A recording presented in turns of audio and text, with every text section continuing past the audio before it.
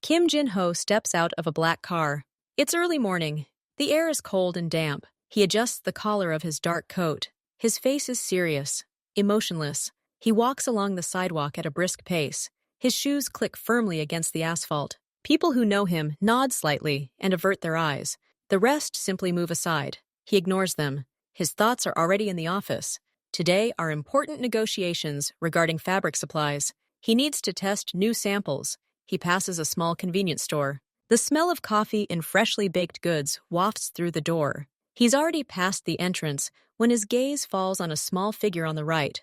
A girl sits against the wall, right on the cold concrete ledge. She is very small. She is wearing a bright pink jacket that is clearly too big for her, the sleeves covering her wrists. Dark curly hair peeks out from under the hood. An empty plastic yogurt cup is in her lap. She doesn't say a word. She simply stares at the feet of passers-by with her large, dark eyes. There are no tears in them. There is weariness and habit. Jin-ho stops. His lips press into a thin line. Irritation rises within him. This is his neighborhood, his street. There must be order here.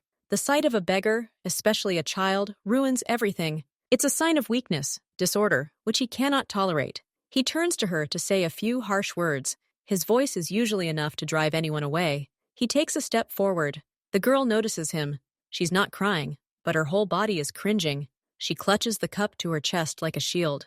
Jin-ho is already opening her mouth, and at that moment he sees it. The jacket has slipped, revealing the collar of a thin sweater. A small object hangs from a delicate silver chain. It gleams dully in the gray morning light. Jin-H freezes. The words get stuck in his throat. The air stops entering his lungs. It's a locket. It's shaped like a magnolia flower. 5 pointed petals. A tiny pearl in the center, almost worn away. He knows this locket. He knows every millimeter. He chose it himself in a small jewelry shop. He gave it to Minzi on her 12th birthday. She vowed never to take it off. The last time he saw it was around her neck, before everything happened. After that, the locket disappeared. He thought it was lost forever, and now it's here, on a dirty chain, around the neck of a strange girl. Ho's entire world shrinks to this one shiny sliver. The sounds of the street are muffled. He hears only the pounding of his own heart. It beats hard and loud, like a hammer. Everything inside him goes cold, then flares with heat. It's panic, pure visceral panic, the likes of which he hasn't felt in years. His legs move on their own. He doesn't realize he's dropped to one knee right in front of the girl. The concrete is cold and wet, but he doesn't feel it. His face is now level with hers. He sees her eyes grow even wider, full of fear. She moves back, but there's nowhere to go. "Where did you get this?" His voice is hoarse and alien. It sounds hollow, as if coming from underground.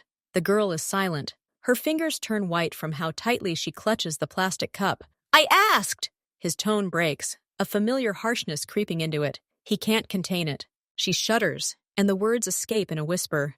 "It's mine. Mom gave it to me. She said it protects me. Mom!" The word cuts him like a knife. Who is this woman? What's the connection? "Where's your mom now?" He tries to speak more evenly, but it comes out poorly. The girl lowers her head. Her curly hair falls forward, hiding her face. "She's gone. I'm with my aunt now." "With your aunt?" Jin-ho looks around. There's no one on the street looking at them. "Where's your aunt?" The girl shrugs her thin shoulders. "At home. She doesn't have time for me. She told me to try to do my best." Ho's head, clear and disgusting. A little girl, a street, cold, Minji's locket, and some aunt who doesn't care about her. He looks at Ivy, at her oversized jacket, at her worn-out sneakers, at the dirt on her pants. He sees her trembling slightly, and he sees that silver flower, the last thing that connects him to his sister. A battle begins in his head. The voice of reason screams that this is madness, danger, weakness. He must leave. He must assign someone to deal with this, find his aunt, take the medallion with money or force, fix the problem, as he always did. But when he looks into Ivy's eyes, he doesn't see a beggar. He sees the same emptiness, the same coldness he carried within himself for so many years after losing Minzi, and he sees the only thing that remains of her. He rises. His joints click. The decision comes instantly. It goes against all his rules, against his entire way of life. "What's your name?" he asks. His voice is under control again, firm. The girl looks up at him. "Ivy, Ivy, come with me." She doesn't move. Her face expresses complete incomprehension and disbelief. I won't hurt you, Jinho says. The words seem strange to him. You'll be warm. You'll eat. You'll be safe. He slowly, giving her time to react, extends his hand, palm up. It's not a threatening gesture. It's an offer. Ivy looks at his hand. It's large, with clear lines. Then she looks at his face, at the stern features, but she seems to see something else, something that made this formidable man drop to one knee before her. Very slowly, as if every movement is an effort, she places her small, cold hand in his. Her fingers lie motionless, like icicles. Jinho squeezes them gently, helping her stand.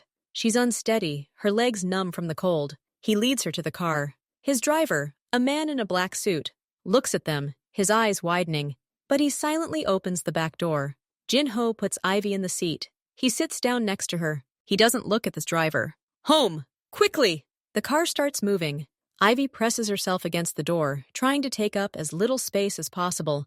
She looks out the window at the streets passing by. She's not crying.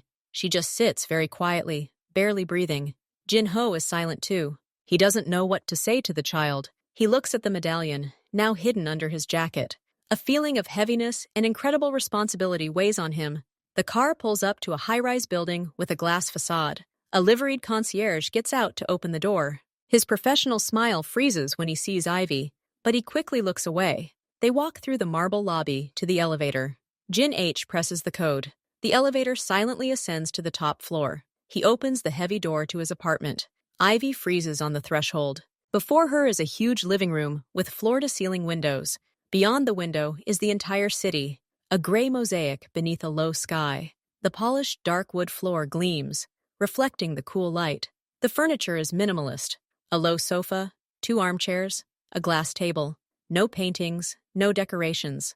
Nothing personal, nothing soft. The place feels like an expensive but empty hotel.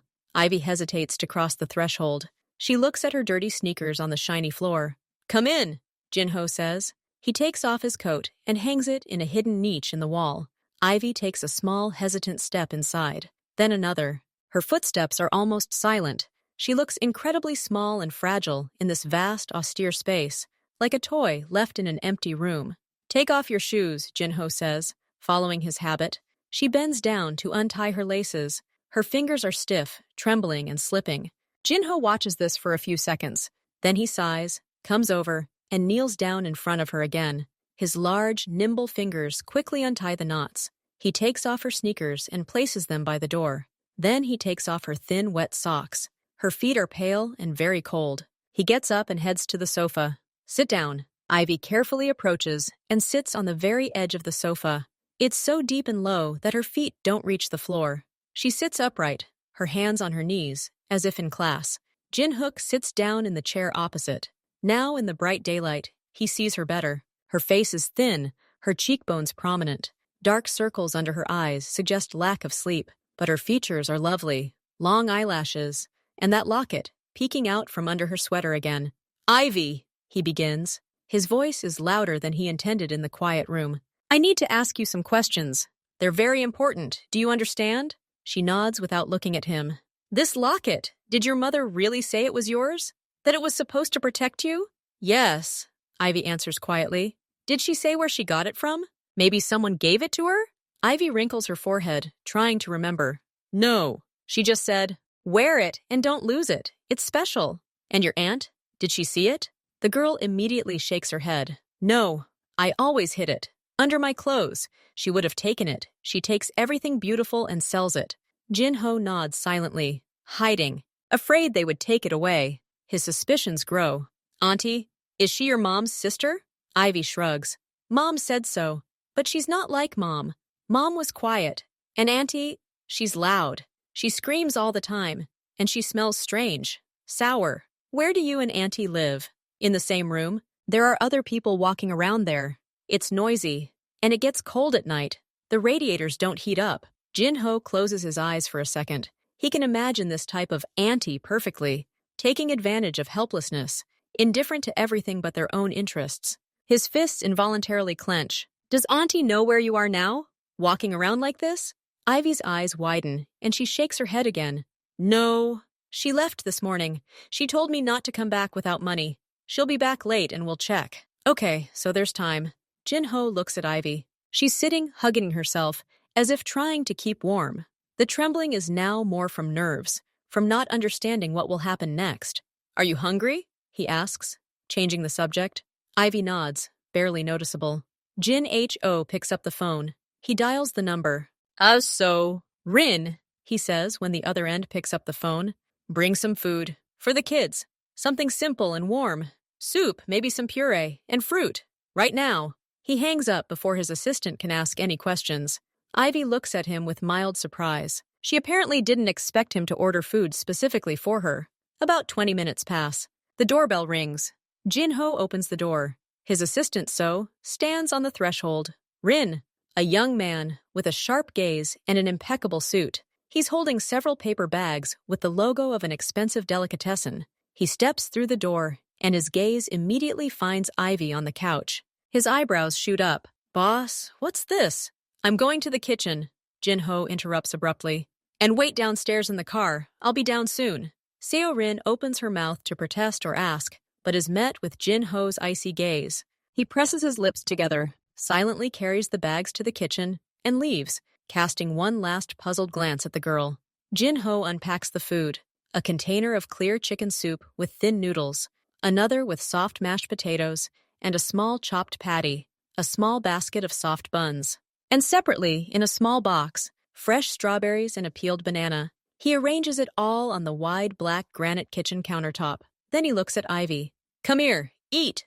Ivy climbs off the couch and approaches the counter. She glances at the food, then at Jin-ho, as if asking permission. Sit down and eat, he repeats, gesturing to a high bar stool. She climbs onto him with difficulty. She takes the metal spoon he's placed nearby. At first, she eats slowly, carefully. Then, the taste of the warm soup apparently awakens her hunger. She begins to eat faster, but still carefully, without slurping. She finishes the soup and starts on the mashed potatoes and cutlet. She cuts off small pieces of cutlet and dips them into the mashed potatoes.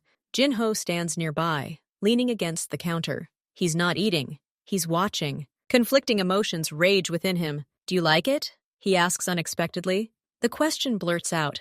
Ivy looks up at him. There's still caution in her eyes, but less fear. She nods, and then something happens. The corners of her lips twitch slightly. Then, slowly, very slowly, they lift. It's not a wide, carefree smile. It's tiny, timid, barely perceptible, but it's real. It shines in her eyes, which for a second lose their tiredness. Mom used to make mashed potatoes like that sometimes, Ivy says quietly, but we rarely had cutlets. That simple phrase and that timid first smile do something to Jin-ho. He turns away abruptly and pretends to check something on his phone. A lump forms in his throat. He realizes how simple it is. Just warm food. Just a moment of peace. But for this girl sitting on the cold street, it seems like pure happiness. He looks out the window at the gray city, at his life, which has just changed in the most unpredictable way. He understands there is no turning back. Now he is responsible for her. Because of the silver flower on a thin chain, because of the memory of his sister, and because of that quiet smile, born from the bowl of mashed potatoes. Jin-ho leaves the apartment 15 minutes later. Ivy remains inside, finishing her strawberries. He takes the elevator down. His face becomes a stony mask again. Entrance. Rin sits in the front passenger seat. Jin-ho sits in the back. The car starts moving. To negotiate, boss? So Rin asks, looking straight ahead. His voice is even, but there's tension in it. To negotiate, Jin-ho confirms. There is a heavy pause. Rin is silent for a minute. Then he can't take it anymore. He turns in his seat to look at Jin-ho. Boss? Sorry, but I have to ask. What was that? Who is that girl? Ho answers coldly, looking out the window. But it becomes everyone's business. So Rin raises his voice, then immediately controls himself and speaks more quietly, but with force. The concierge saw her. I saw her. People will start asking questions. It's a weakness. Our partners, our competitors, they'll see this as a chink in our armor. A child. In your home. It's ridiculous. It's dangerous. Jin-ho slowly turns his head and looks at his assistant. His gaze is icy. Are you finished? No, I haven't finished. So Rin throws caution to the wind. We've been building this for years. We have rules. Personality is weakness. You taught me that yourself. And now you're bringing a foundling straight into the fortress. For what? For some old medallion? The name Ming-di isn't spoken out loud, but it hangs in the air between them. Rin knows history. He's one of the few. Jinho doesn't answer right away. He looks out at the street. My decisions are not up for discussion, Rin. You follow orders, that's all. But boss! That's it! Jinho's voice reverberates through the cabin like a blow. The driver tenses. Rin snaps his mouth shut and turns back, his jaw tense. They ride the rest of the way in silence. The conflict is unresolved. It has only just begun. The negotiations are proceeding smoothly. Jin H is focused and precise, but his thoughts periodically return to home, to the quiet girl in his empty apartment. Osh! He calls another man into his office, Park Tae. He's older than Sorin, calm, silent. He doesn't ask unnecessary questions. He carries out his orders, impeccably. Park Tae enters the office. He stands in front of the desk, waiting. Sit down, Jinho says. Park Tae sits down. I have a task, a delicate one. Complete confidentiality is required. No one, do you hear me? No one must know. Not even Sorin. Park Tae nods once, his face showing no surprise. We need to find information about the girl. Her name is Ivy. She's 7 years old. She lived with her aunt in the old market area. Her mother died. We need to find everything, who the auntie is, where they're from, where they used to live, and most importantly, Jinho pauses. We need to find traces of the silver medallion, in the shape of a magnolia. It belonged to my family many years ago. Then it disappeared. Now the girl has it. We need to figure out how she got it. Park Tae takes out a small notebook and writes down keywords. Ivy, 7 years old, aunt, old market, magnolia locket. He doesn't ask any questions. What's the deadline? He asks quietly. As quickly as possible. Money and resources are unlimited. Act quietly. Park Tae stands up, nods, and leaves the office. Jinho watches him go. This is the right choice. Park Tae won't judge. He'll just get the job done. Jinho returns home in the evening. He doesn't know what to expect. Perhaps hysteria. Perhaps fear. The apartment is quiet. He takes off his shoes and goes into the living room. Ivy is sitting on the same couch. She's not crying. She's just sitting there, looking at her hands. There's an empty plate and mug on the table next to her. She must have eaten again. She flinches when he enters, but doesn't pull away. Are you okay? Jinho asks. The question sounds awkward. She nods. I was washing dishes, she says quietly. In the sink. Jinho walks into the kitchen. The plate and spoon are neatly washed and sitting on the drying rack. This small, conscious act touches something within him. He returns to the living room. He sits down in his chair. The silence becomes heavy again. Your aunt, Jinho begins, choosing his words carefully. Did she treat you badly? Ivy looks at the floor. She yelled. Sometimes she pushed. She said I was a burden, that I had to bring in money. Jin H feels a cold wave of anger run down his spine. Family doesn't do that, he says harshly. Family doesn't abandon its own, and it doesn't force children to beg on the streets. Ivy looks up at him. What is family? The question catches Jin Ho off guard. He looks at her, then his gaze falls on the locket around her neck. Family, those who protect you, who care for you, even when things are hard, who don't betray you. It's responsibility, honor. Once you take someone under your protection, you can't abandon them.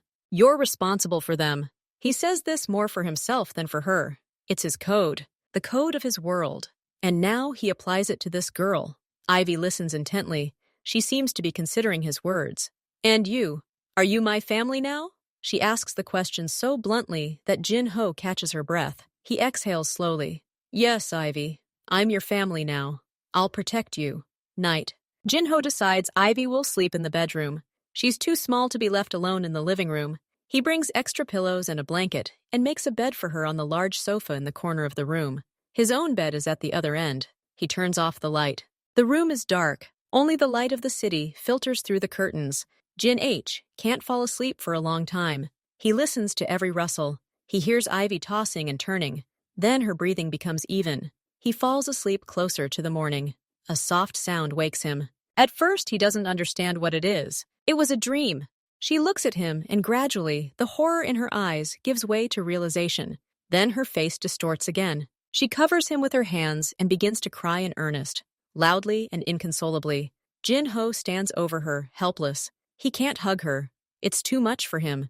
But he can't leave either. He kneels next to the sofa to be level with her. It's okay, he repeats stupidly.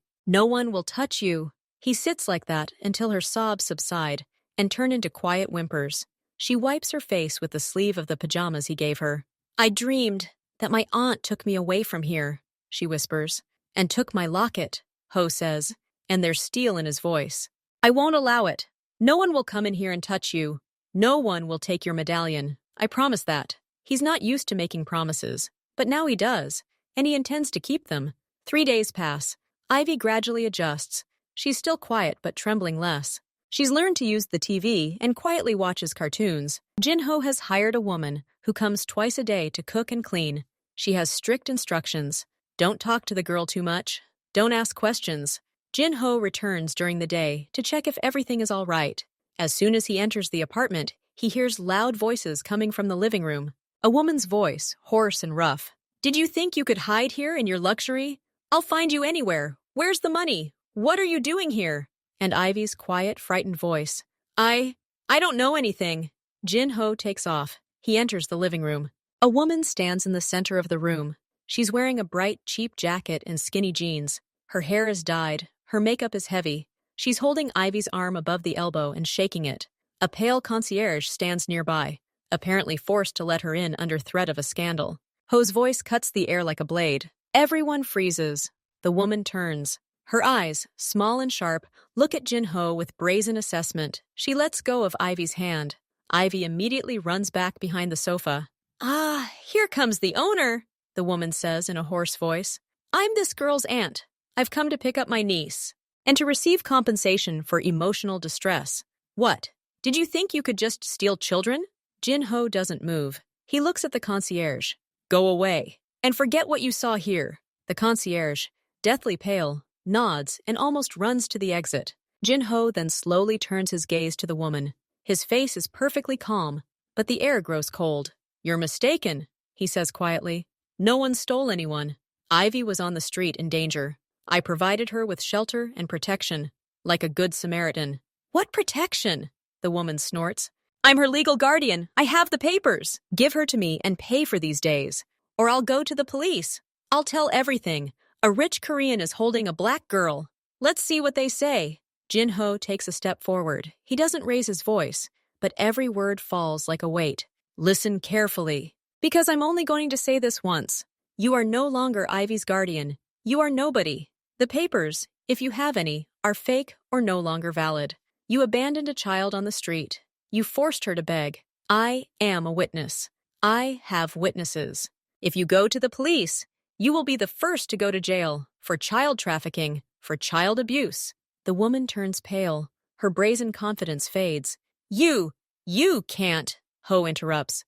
I know who you are. I know where you live. I know your friends.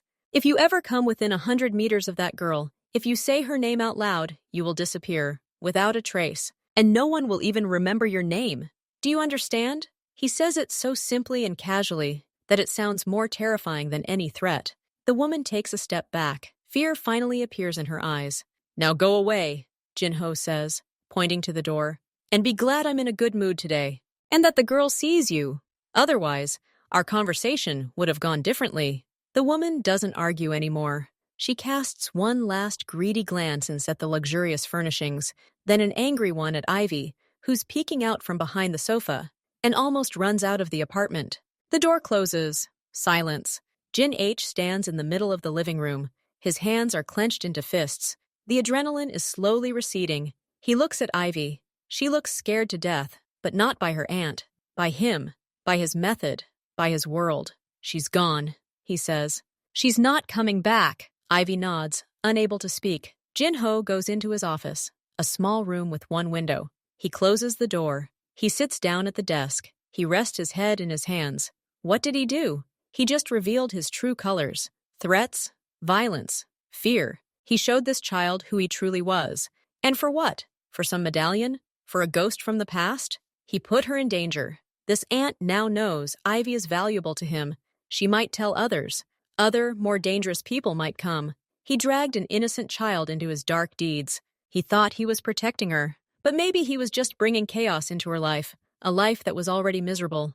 Maybe. So Rin was right. It was a mistake. A terrible mistake. He needed to find another place for Ivy. A good shelter. A remote boarding house, far from him and his world. The thought physically hurts. But wouldn't it be better for her? He leaves the office an hour later. The decision is almost made. Ivy sits at the kitchen table. In front of her are sheets of paper and a box of colored pencils that the housekeeper bought. She is diligently drawing something. She is so concentrated that she doesn't notice him. Jin Ho comes closer. He looks at the drawing. There are 3 figures depicted on the paper. On the right is a little girl with black curls, very similar to Ivy. On the left is a woman in a dress with a kind face. Mother? And between them is a tall man in black. This man has a smile drawn on his face, a straight line, curved upward at the edges, and in his hand he holds something that looks like a flower. Jin Ho freezes. Ivy notices his shadow and flinches. She tries to cover the drawing with her hand. I was just drawing, Ho asks quietly, pointing at the man. Ivy nods slowly, looking at the table. And this is Mom. And this is me. This is family. She pronounces the last word as if repeating his lesson. Family is those who protect. She timidly hands him the drawing. This is for you, for protecting me. From Auntie. Jin-ho takes the piece of paper. His fingers tremble slightly. He looks at this childish image, at this clumsy smile on his drawn face. He never smiles. But she drew him smiling. At that moment, all his doubts, all his cold calculations shattered on this simple piece of paper. He couldn't send her away. She had already painted him as part of her family, fragile, naive, but family nonetheless. And he gave her his word. Thank you, Ivy, he says hoarsely. It's a very good drawing. I'll keep it. He sees a small spark of relief and happiness light up in her eyes. Tae comes to his office. He enters without knocking, as agreed. So? Jin-ho asks, putting the papers aside. Park Tae places a thin folder in front of him. A girl. Her mother's name was Yvette. She came to the city 8 years ago from another region. She worked as a hotel cleaner. She died of illness 5 months ago. There are no legal relatives left. The woman posing as Ivy's aunt is a friend of the mother's. Her name is Sandra. She arranged temporary guardianship through a government official she knew, taking a bribe. The goal was to receive child support, but she didn't have enough money, so she forced Ivy to beg. Jin H listens, his face unreadable. What about the medallion? Park Tae opens the folder to the second page. There's a printout from the pawnshop database and a photo of a similar medallion. The medallion was pawned on Chon Street 8 years ago. A month later, a woman named Yvette bought it back, for full value, paid cash. No further traces. How the medallion ended up in the pawnshop, no information. That was the end of the chain. 8 years ago. The time coincides with Minzi's disappearance. Someone removed the medallion from her body and pawned it. It was then bought by a poor woman who wanted to leave a special amulet for her newborn daughter. Fate, irony. Jin-ho believes neither, but the facts are there. Did Sandra know about the medallion? No. According to the evidence, Yvette hid its value. She thought it was just cheap jewelry. Good, Jin-ho says. Job well done. Keep watching Sandra. Make sure she doesn't try anything. Park Tae nods and leaves. Jin-ho is left alone. He looks at the photo of the locket in the file. So it's true. It's the one. He's come a long way to finally return to it. Through this girl. So Rin is still cold and formal. He follows orders, but there's a wall between them. At the end of the day, Jin-ho calls him into his office. Close the door, sit down. So Rin sits up. He looks somewhere into the space above Jin-ho's shoulder. Do you still think I made a mistake? Jin-ho asks bluntly. So Rin flinches at such a direct attack. I think it's irrational. Dangerous. For you. For the cause. The thing. Jin-ho runs a tired hand over his face. We built this thing to be strong. To prevent anyone from breaking us. But for what, Rin? To be left alone in an empty apartment at 40? To have no one to pass it all on to? You have us, so Rin says. But there is no confidence in his voice. A team is not a family, Jin-ho snaps. He opens the top drawer of his desk and takes out Ivy's drawing. He places it in front of So-rin. Here, she drew it. Family, Mom, herself, and me. Me, Rin, smiling. So-rin looks at the child's drawing. His cold mask cracks. Something complex flickers in his eyes. Perhaps a memory, perhaps understanding. The locket she's wearing, it belonged to Minzi, Jin-ho says quietly. It's the first time he's spoken his sister's name out loud in front of anyone in years. It disappeared then. I thought it was gone forever, but it was found. around the neck of that girl who was abandoned on the street. Do you believe in signs, Rin? So Rin silently shakes his head. He's a pragmatist. I don't believe it either. But sometimes you get a second chance, not to fix the past. No, but to do something right now, to protect someone who can still be protected. I became who I am because I couldn't protect her then. Now I have a chance. And I'm going to take it, even if it's dangerous, even if it's not rational. He looks directly at So-rin. I don't need your approval. I need your loyalty. If you can't give that, you're free, with good compensation. But if you stay, you accept that too, as part of my decision, as part of my family. Long pause. So-rin looks at the drawing. Then he looks up at Jin-ho. There's no longer any open rebellion in them. There's a heaviness of acceptance. You're my boss. I've always been on your side, and I always will be, even if I think it's crazy. Sometimes only madness makes sense, Jin-ho says, putting the drawing back in the drawer. Now go, and make sure the security at the house is doubled, discreetly. So-rin nods. He stands and leaves. The conversation is over. The front lines have been drawn. Now they will protect the girl together, because that's what the boss decided, because this is the new, fragile rule of their world. A week later, Jin-ho realizes Ivy can't wear the same clothes forever. He decides to buy her everything she needs. He doesn't delegate this to the housekeeper. He does it himself. He takes Ivy to a large, quiet boutique on the most expensive street in town. The store is empty, only the salespeople. When they enter, everyone freezes. Everyone knows Kim Jin-ho. No one has ever seen him with a child. A saleswoman in a formal suit approaches, trying not to look at Ivy. How can I help you, Mr. Kim? A girl needs all her clothes, from socks to outerwear. All visas, Jin-ho says dryly, as if giving a businesslike order. Of course. What size? Jin-H looks at Ivy. He doesn't know. He just points at her. She's this size. Measure her. The saleswoman nods and gently leads Ivy into the fitting room. Ivy looks scared, but she goes. While Ivy tries on dresses and pants, Jin-ho sits on the leather sofa. He feels the eyes on him, the whispers behind the counter. Surprise. Bewilderment. He ignores them. Ivy comes out in a new soft blue dress. It fits her perfectly. Her curly hair is now fully visible. She twirls uncertainly in front of the mirror. Do you like it? Jin-ho asks. She nods, stroking the soft fabric sleeve. Take it, he says to the saleswoman, and everything else that fits. Pack it up and deliver it to the address. He pays with a black credit card, not looking at the amount. They leave the store. Jin-ho holds Ivy's hand. She carries a small bag containing the new shoes she chose herself. Several people see them on the street. They quickly look away, but the surprise on their faces speaks for itself. Rumors travel fast. Silence is a currency in Jin-ho's world. And now that currency is being spent on gossip. Kim Jin-ho adopted a child. He bought a girl in Africa. He lost his mind because of pity. This is his secret daughter. This is weakness. The end. Rumors reach So-rin. He frowns, but remains silent. He has given his word. Rumors reach competitors. People who have long wanted to displace Jin-ho from his position. They hear the word weakness, and their interests are piqued. One such competitor is a man named Oh. He runs a network of illegal gambling parlors on the outskirts. Jin-ho always considered him a small fry. But even a small fry can bite if he smells blood. Oh gathers his two thugs. We need to check. They say the Korean is obsessed with some girl. If it's true, this is our opportunity. We need to show him he's not so scary, that he has an Achilles heel. What to do? Asks one of the thugs.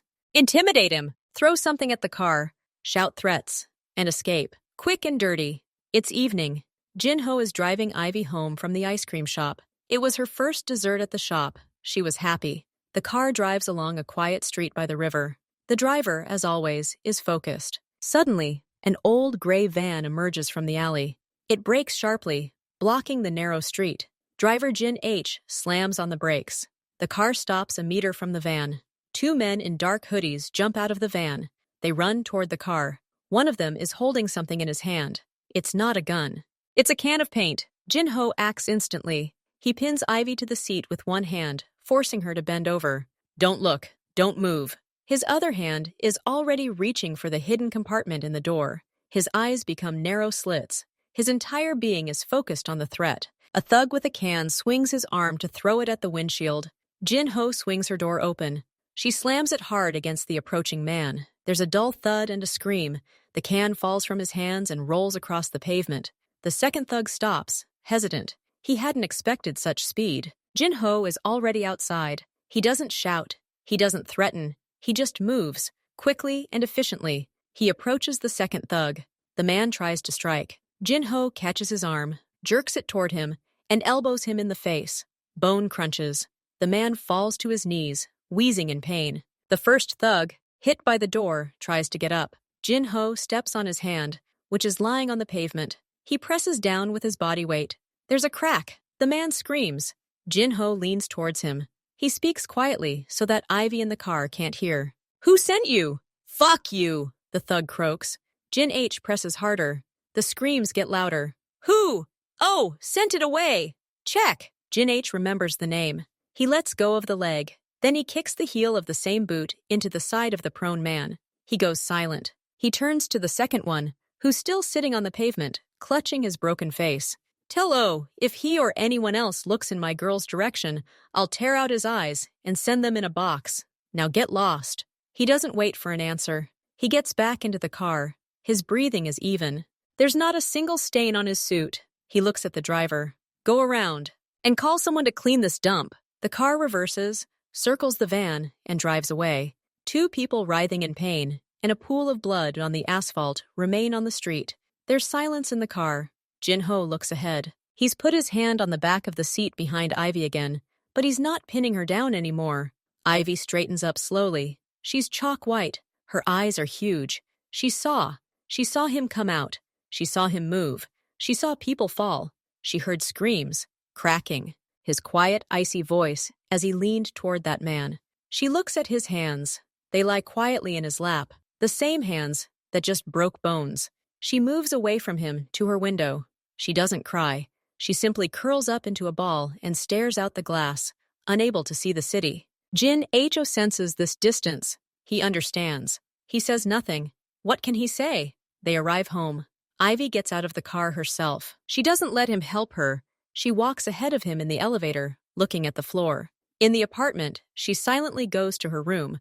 She now has her own room next to his bedroom, and closes the door. Jin-Ho remains standing in the living room. He feels an emptiness in his chest, cold and heavy. He knew this would happen. Sooner or later, she would see the real him, and she would be afraid. 2 days pass. Ivy avoids him. She leaves the room only to eat when he's at work. The housekeeper says the girl is silent and barely eats. On the evening of the third day, Jin-Ho can't take it anymore. He goes to her door, knocks.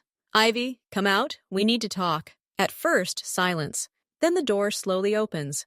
Ivy stands in the threshold. She looks not into his eyes, but somewhere near his chest.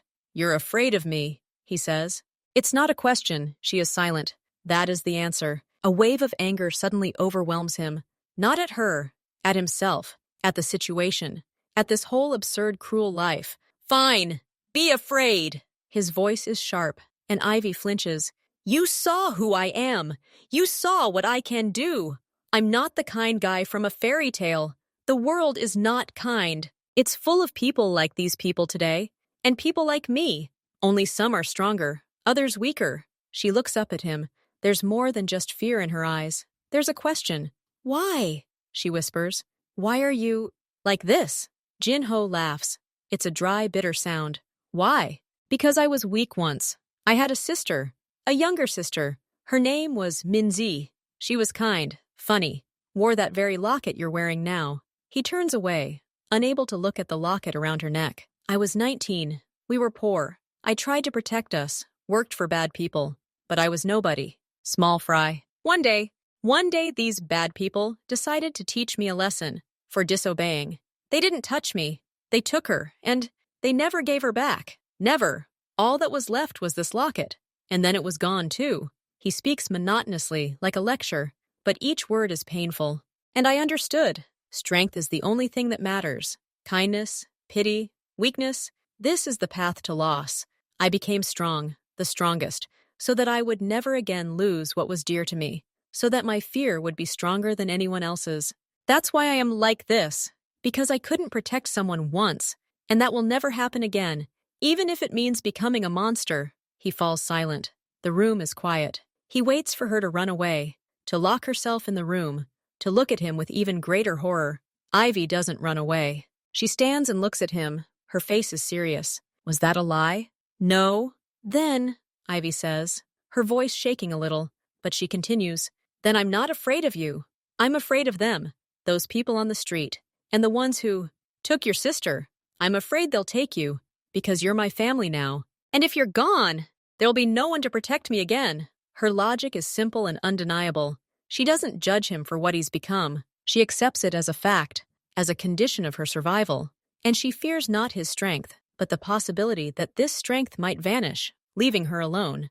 Jin-ho is speechless. He looks at this little girl who, in just a few minutes, has changed all his expectations. He slowly drops to one knee, just like that very first day. Now they're level again. Ivy, he says, they won't take me, because I'll be more careful and stronger to protect you, to make sure what happened to Minzi never happens to you. Do you understand? You're the reason I have to be even more careful now, not weaker. Ivy nods. Then she looks at the locket on her chest. She touches it with her fingers. So, she was like me? Yes, she was like you, kind and defenseless. And I lost her. He pauses. I won't lose you. Even if it means I have to be who I was on the street today.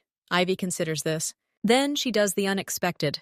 She reaches out and gently places her small hand on his cheek. Her fingers are warm. Don't be sad, she says simply.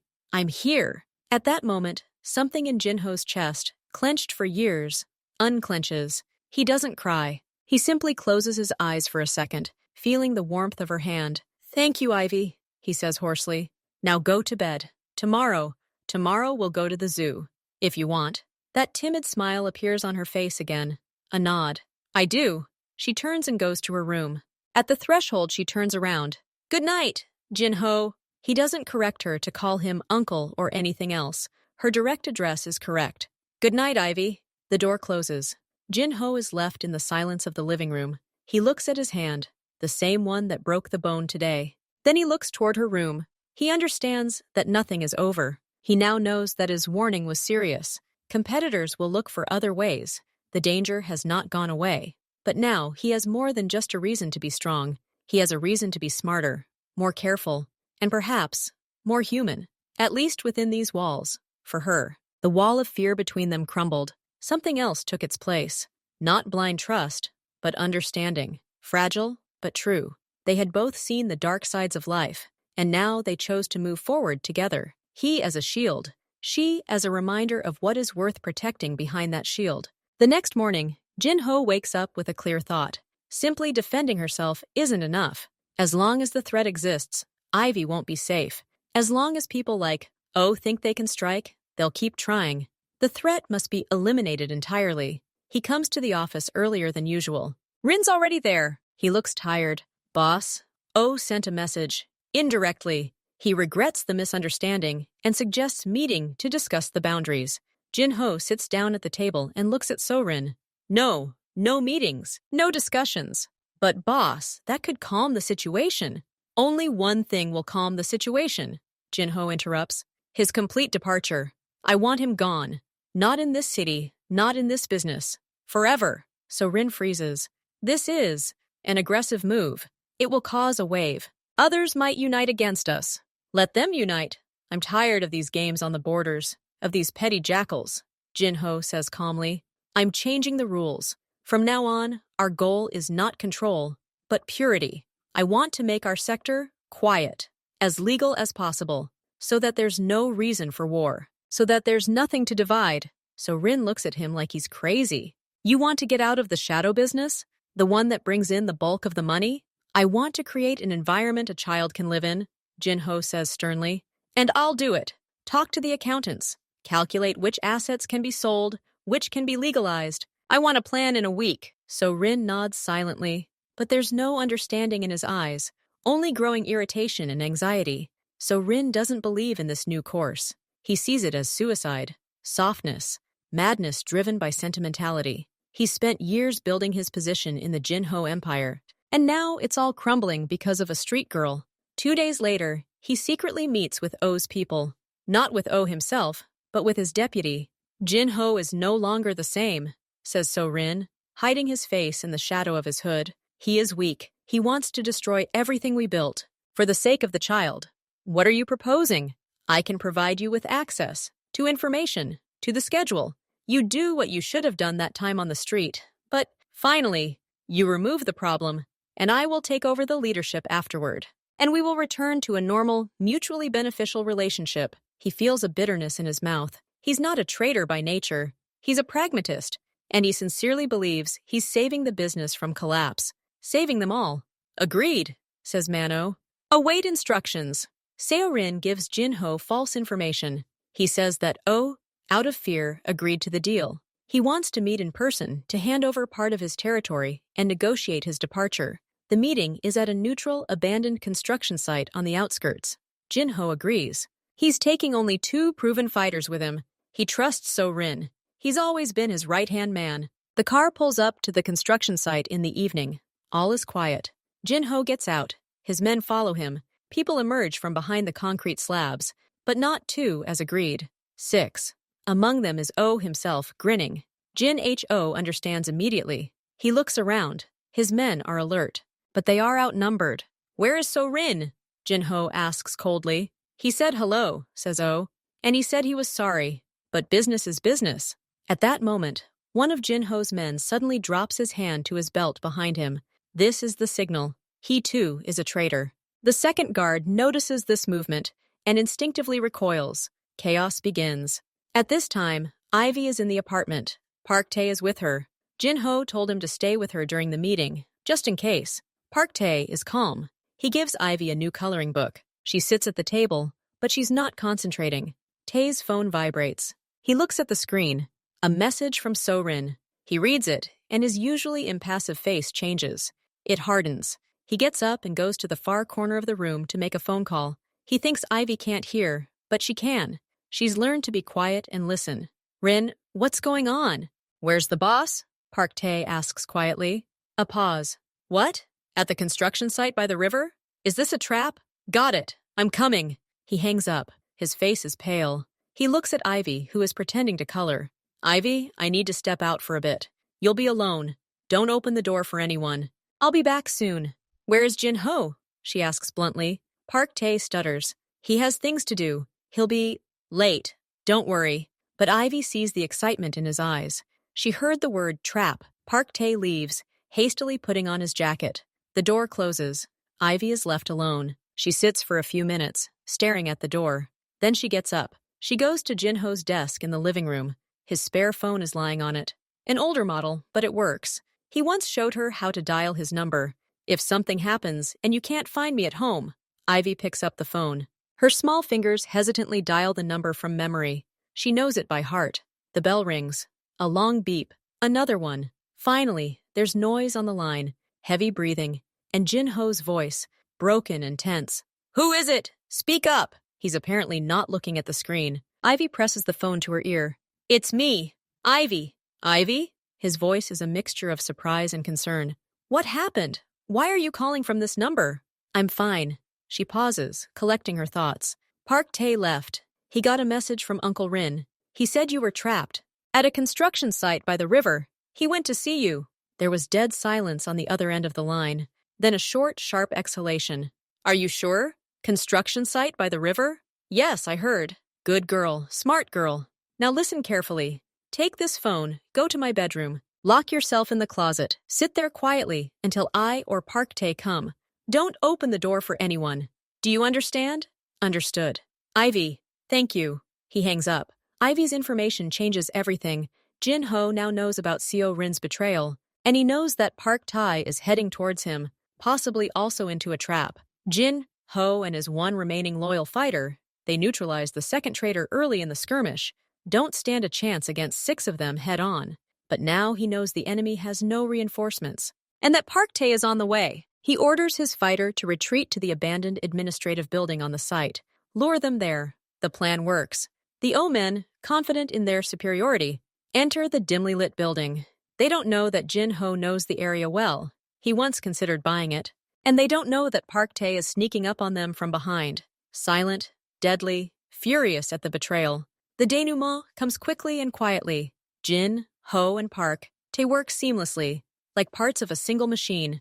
They take no prisoners. They ask only one question of, Oh, before he falls silent forever. So, is Rin alone? The answer is a nod. No one else from Jin X's team is involved. Ew, it's all over. Jin Ho, his jacket torn and dust-stained, stands before So Rin. They meet in an empty parking lot near the construction site. So Rin himself had designated the spot to receive confirmation of the job's completion. Seo Rin sees Jin Ho walking toward him alone. Relief crosses Seo Rin's face. So Jin Ho did it? Then bewilderment, and then icy horror. Boss, Shut up, Jin Ho says. His voice is tired. You betrayed more than just me. You betrayed the girl we were supposed to protect. You signed her death warrant. For what? For the power I was already giving you? You led us to the abyss. So Rin snaps. Because of sentimentality. I was trying to save what we built. You were only trying to save yourself and your understanding of how things should be. Jin Ho shakes his head. There's no anger in his eyes, only disappointment and determination. Go away, Rin. Take the car and leave the city. Today. If I see you again, no matter when, I will fulfill my final promise to you as the boss. Understood? So Rin looks at him. He understands that this is a favor he doesn't deserve. He nods, unable to speak, turns and leaves. His figure disappears into the darkness. Order is restored. The O people are dispersed, their affairs under control. Jin Ho begins to implement his plan to clean up the affairs. Now, without So Rin, it's more difficult, but he is determined. Park Tai brings a new report. He found the woman, the same one who pawned the medallion 8 years ago. Her name is Mrs. Kang. She's over 70 now. She lives in a retirement home in the suburbs. She has memory problems, but she remembers some things. Jin Ho goes there with Park Tae. They find her in the garden of a nursing home. She's sitting in a rocking chair, wrapped in a blanket, looking at the bare trees.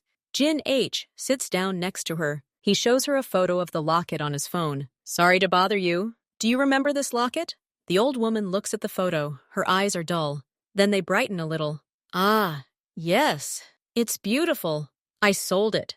I needed money for medicine. Where did you get it? Jin Ho asks very softly. She furrows her brow. A girl gave it to me. A young girl. She came to me at night, covered in dirt, shaking. She said she was being followed, asked me to hide her for the night. In the morning, she left, and left this. In gratitude, she said, the old woman pauses. She said, give this to my brother if you see him. Tell him I tried, but I didn't know my brother and I needed medicine, so I gave it to him. Jin Ho feels the ground shift beneath her. Was she injured? What happened to her? I don't know. She left at dawn. She looked scared, but alive. Definitely alive. Jin Ho freezes. All these years he was sure that Minzi dead, that she was taken and killed to punish him. But this woman says she saw her alive. After everything happened, did she run away? Did she go to her neighbor? Ms. Kan lived in the same area and try to pass on a message. Why didn't she come to him? Perhaps she was afraid of putting him in danger. Perhaps she was caught later. A million questions crash down on him. The story he knew crumbles. His sister wasn't a passive victim. She fought. Until the end. He thanks the old woman and leaves. He's silent in the car. Park Tae, behind the wheel, understands the news is devastating. What should we do, boss? Keep looking, Jin Ho says quietly. Look for any trace from the year after she disappeared. Hospital records, shelters, missing person reports, everything. Now he has more than just Ivy to protect. He has a new agonizing hope and a new old guilt. Had he given up too soon? Maybe he could have found her? Park Tae brings a full folder. Jin Ho looks through it in his office. Every page is a nail in the coffin of the reputation of a woman named Sandra. She wasn't Ivy's mother's friend. She was a roommate in the dorm. When Ivy's mother, Yvette, fell seriously ill, Sandra pretended to help, and after she passed away, she quickly falsified papers to receive orphan benefits. But the money wasn't enough. She rented Ivy out to others like her, so she could beg around the city. The girl was expected to bring a certain amount of money each day.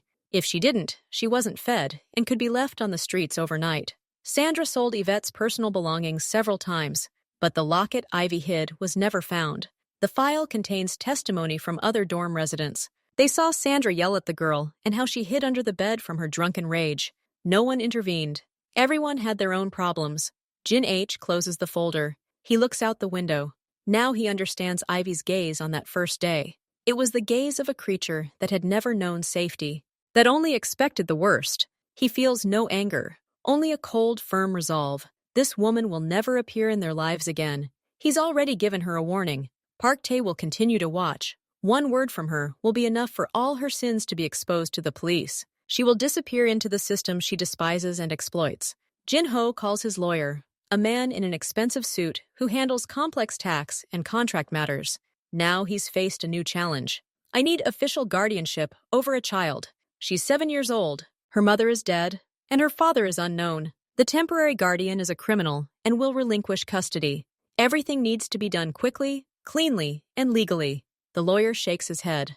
Mr. Kim, it's a process. Social services, checks, the court. I understand. That's why I hired you. Use every resource. Donate to orphanages and foundations wherever possible. Find a judge who understands the importance of stability for a child. Emphasize my financial security, my ability to provide her with an education, her safety, and the complete absence of other candidates. He pauses. The girl already lives with me. She considers this house hers. I want the law to confirm this right. The lawyer nods, making notes. He asks questions about Ivy's health and her documents. Jin H answers clearly. He's ready to undergo any inspections. He's ready to transform his immaculate but empty penthouse into a documented, safe, and suitable place for a child to live. This is a new battle, not in dark alleys, but in offices and courts, and he intends to win it. A month passes. One evening, the apartment's intercom beeps. On the screen is So-rin's pale, haggard face. Jin-ho stares at the screen for a few seconds. Then he presses the enter button. So-rin takes the elevator up. He enters the apartment, but doesn't go further than the hallway. He stands with his head down. Ivy, sitting in the living room with a book, freezes. She recognizes him. She remembers that it was his message that started the trap. I'm not asking for forgiveness. It can't be. So-rin begins quietly. I came because I learned something. A new group has appeared in the east of the city. They heard the story about the boss and the girl. They think it's still a sign of weakness. They're planning a kidnapping to blackmail you. Jin-ho listens silently. His face is expressionless. Why are you telling me this? Because I was an idiot, So-rin snaps. I thought about money, about power, about the cause, but I betrayed my family. Yours, the one you're trying to build here. And after you let me go, I realized no amount of money is worth it. I want to fix what I can. Let me guard her. From the outside. I know how people like that think. I can stop them. Before they make a move, Jin H looks at him for a long moment. Then he looks at Ivy. She's heard the entire conversation. Ivy, this man once did something bad, but now he wants to protect you. Do you agree to his help? If not, he'll leave. Ivy looks at Soren. She sees not anger in his eyes, but shame and determination. She nods slowly. Okay. So Rin closes his eyes for a second, as if a weight had been lifted. Thank you. I won't let you down. Never again. From that day on, So Rin becomes Ivy's shadow, an invisible shield. He organizes security, checks routes, studies the surroundings. He works with redoubled fury to atone for his guilt, and between him and Jin-ho, an understanding arises again. Not the old one, but a new one, more fragile and mature. A year later, early spring, Jin-ho leads Ivy along a path up a hill outside the city. There's a park there, and the magnolias are blooming. Ivy runs ahead. She's 8 years old. She's wearing a warm spring coat, her curls fluttering in the wind. She doesn't look scared. She looks like a normal child. They approach a large white magnolia tree. The tree is covered in pale pink flowers. Ivy looks up. Beautiful! Yes, Jin-ho agrees. He stands nearby, his hands in his pockets. Ivy touches the locket around her neck. Then she looks at Jin-ho. She's grown and become bolder in the past year. Do you wear yours? She asks. Jin-ho nods slowly. He unbuttons the top buttons of his coat and takes out an identical silver medallion on a chain, the one that belonged to Minzi. After hearing Old Lady Kang's story, he found a jeweler who made an exact replica. Ivy kept the original. He wears the replica himself. We have the same ones now, Ivy says, smiling. We have the same ones now, he confirms. They stand under a blossoming tree, silent. For Jin-ho, this year has been both the most difficult and the most peaceful. The custody battle is won. His affairs have become quieter, more legal. Threats still happen, but So-rin and Park Tae reliably cover his back. Ivy goes to school. She has made friends. She still wakes up from nightmares sometimes, but now she comes not crying, but simply sits next to his bed. and he knows he just needs to be there. He found no new traces of Mingji. Perhaps he never will, but he found something else. Not a replacement, but a new reality. Thank you for finding me then, Ivy says quietly, looking at the flowers. Jin-ho puts his hand on her shoulder. It's his form of hug. Thank you for calling me then, and for staying. They're not family by blood. They're an island found in each other amidst a stormy sea. He's her shield and her law. She's his reason and his reminder of light. And 2 silver flowers on 2 chains are a bridge between a past they can't forget and a future they build day after day. Simple, without big words. They stand under the tree for a few more minutes. Then Ivy tugs at his sleeve. Come on, I'll show you what we learned in school. About magnolias. She tells him about the different types of trees, plucks a fallen blossom, and places it in his palm. Jin-ho listens attentively. For him, it's just a beautiful tree, a memory of his sister. For her, it's a whole lesson from a school textbook. This imbues an old symbol with new meaning. They walk slowly back to the car. Rin waits at the foot of the hill, surveying the surrounding area. He sees them, nods slightly, and steps aside, giving them space.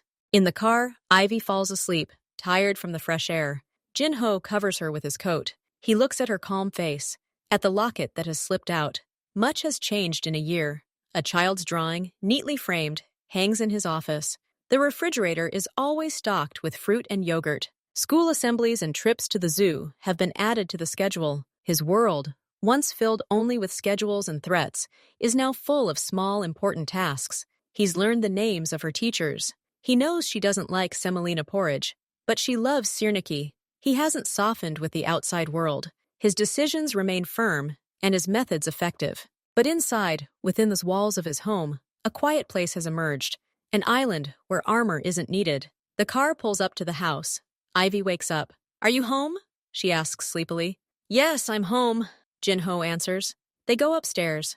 The girl runs to take off her shoes. He hangs up his coat. Everything is as always. Simple, ordinary, understandable. This is their present. Not grandiose words, but this quiet return under the roof that has become common, where 2 lonely hearts found each other not by blood, but by a dull, aching need for a family. And they began to live. They're eating dinner at the large kitchen table. The housekeeper has left food warm in the oven for them. Ivy eats, chatting about school, about the friend who shared her stickers. Jin-ho listens. He's learned to listen. He nods at the right times, asks short questions. After dinner, Ivy puts away her textbooks. She does her homework, occasionally asking him the meaning of a word. Jin-ho sits across from him with a tablet, checking reports. The silence in the room is warm, cozy. Before bed, Ivy, already in her pajamas, brings him a glass of water. This is her new ritual. So you don't forget to drink, she says seriously. You work a lot. He takes the glass. Such a simple gesture of care still leaves him slightly surprised. Thank you. Sleep well. He waits for her to fall asleep, then goes into his office. A folder from Park Tae lies on the desk. New information on an old case. The world outside is still full of threats and shadows. But now, before plunging into that darkness, he looks at the light from the strip under her door. And this light is enough to move forward. Not for revenge. For this silence. For tomorrow morning. For breakfast. For another ordinary day.